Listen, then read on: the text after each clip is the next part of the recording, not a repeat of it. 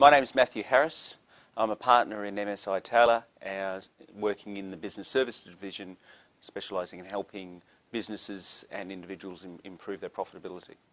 Well, once you've got an understanding of a business, once you've got an understanding of what the cost drivers are, what the potential is, the existing operations are of that business, you can then make a decision as to what the potential is for that business, or what you perceive to be the potential of that business. What things can be changed, what areas of the business the customer or the business operator love.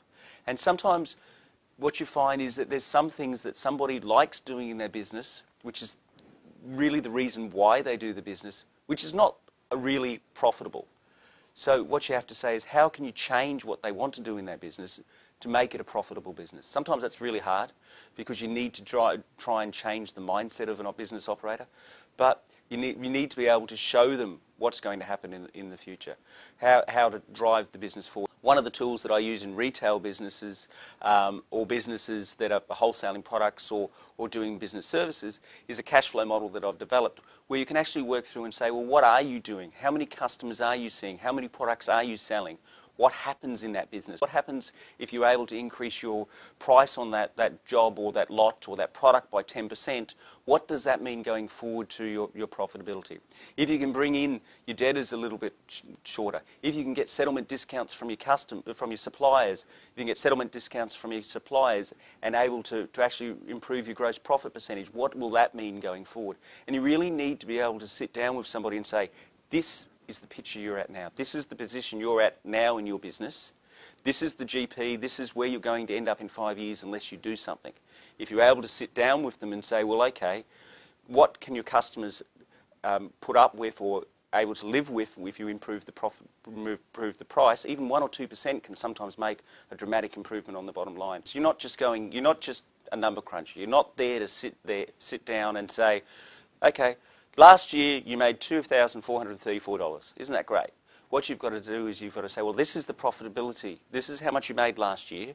What went wrong in the business? How do you compare to other like-minded businesses? And with the number of pharmacies, the number of other industries that we work with, we're able to produce our own benchmarking here. We're able to say this is where you fall in the benchmark of the client base that we have, and we've also got access to benchmarks from other accountants out there in the marketplace as well, and say, well, what do we need to improve? Your GP's down, or your wages percentage is too high, or some of your other overheads or your advertising are not meeting in with the market. Where do we need to take that to take you forward?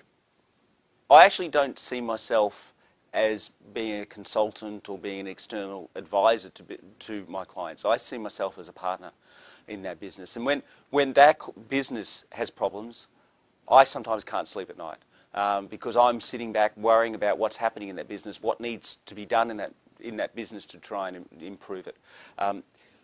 I don't believe you can really work with a client, really get an understanding of a client, unless you're part of their business with them and really feel what they're feeling.